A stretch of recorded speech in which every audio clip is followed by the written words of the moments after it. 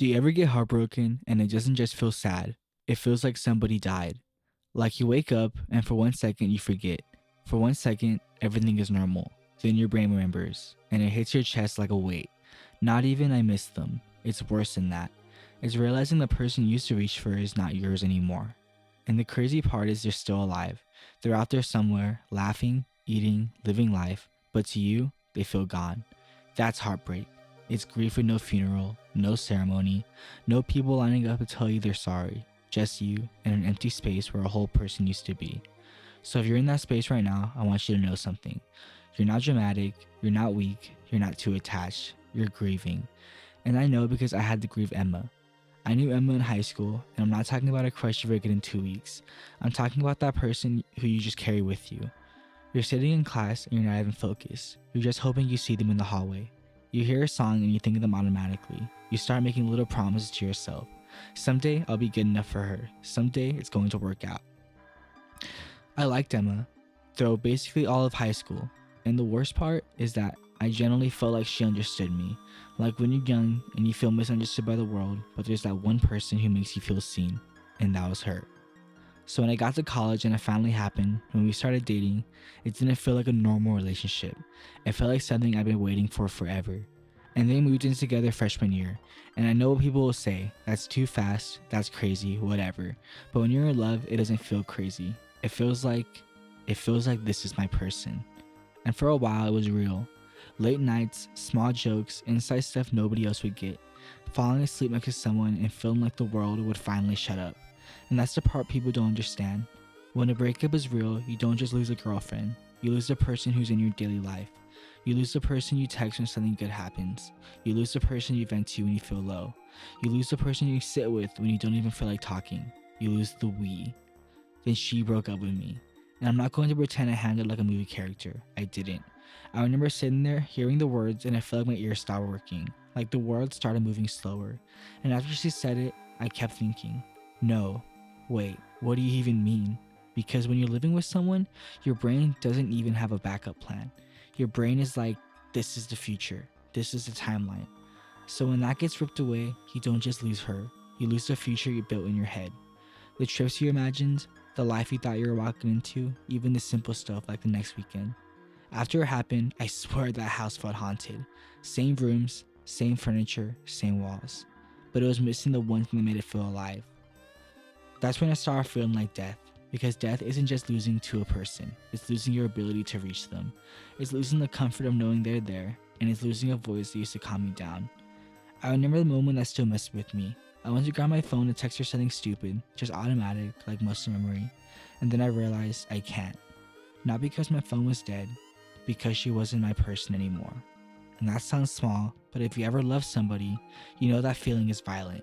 It's like your body tries to move toward them and reality just slaps your hand away. The worst part was realizing I didn't just lose my girlfriend, I lost my best friend. And that kind of breakup doesn't just make you lonely, it makes you feel unsafe. Because when you have someone close like that, your brain uses them as a home base. So when they leave, you feel like you don't have a home base anymore. And people will tell you you'll be okay, but it just doesn't feel like you will. It feels like your whole life has become a long hallway and you don't know where the door is. Then your brain starts bargaining. It starts replaying every moment like it's evidence in a trial. If I didn't say that, if I was more confident, if I just worked harder, if I was more affectionate, if I didn't mess up that one time. You become addicted to the past because the past is the only place you still exist as yours. And that's why heartbreak is so dangerous, because you can live in that loop for months. You can become a ghost in your own life because you're stuck visiting a memory. Sometimes heartbreak isn't missing them, it's missing the version of life where you felt chosen. I remember the mornings after.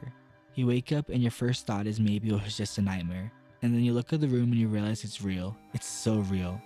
And that moment is the hardest part. Because you don't just feel sad, you feel hollow. You feel sick to your stomach. You feel like nothing matters. You start doing weird stuff. You start just staring at the ceiling longer than you should. You sit in your car before going inside your house. You keep your headphones on so you don't have to hear your own thoughts, and you start avoiding places. Not because you're scared, but because everything has their fingerprints on it. Even the songs. You hear a song in a store and your whole mood just collapses. Because your brain goes, remember when you two listened to this? And suddenly you're not in the same store anymore. you're back in the past. So how do you overcome that? I'm gonna tell you the truth. You don't get over it like it meant nothing. You get through it.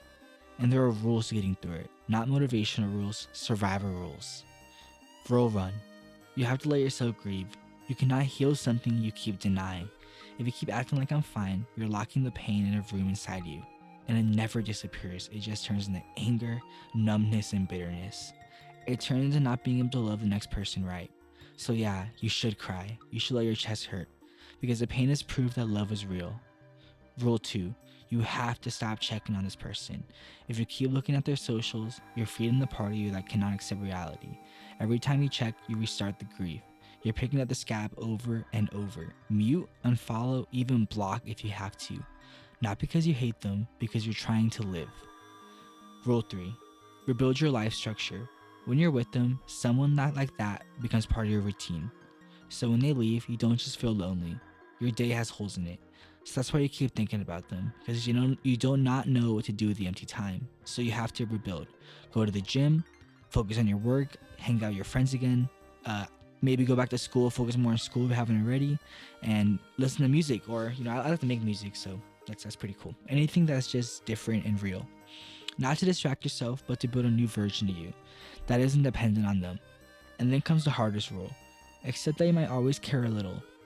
Healing doesn't mean you feel nothing. Healing means the memory stops controlling you. Healing means you can remember them without your chest just collapsing in on itself.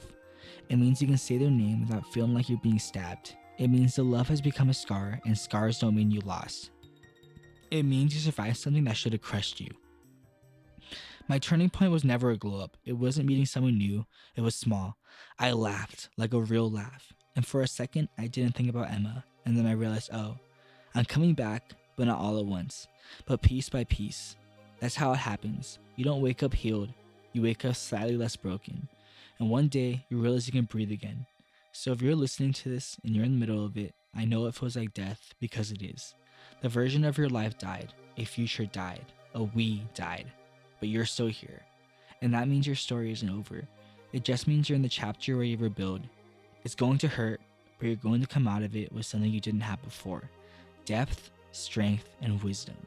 And a heart that knows it can survive the worst. If you're going through a heartbreak, comment I'm rebuilding. Not for me, for you, so you can see that you're not alone. I'll see you guys in the next one.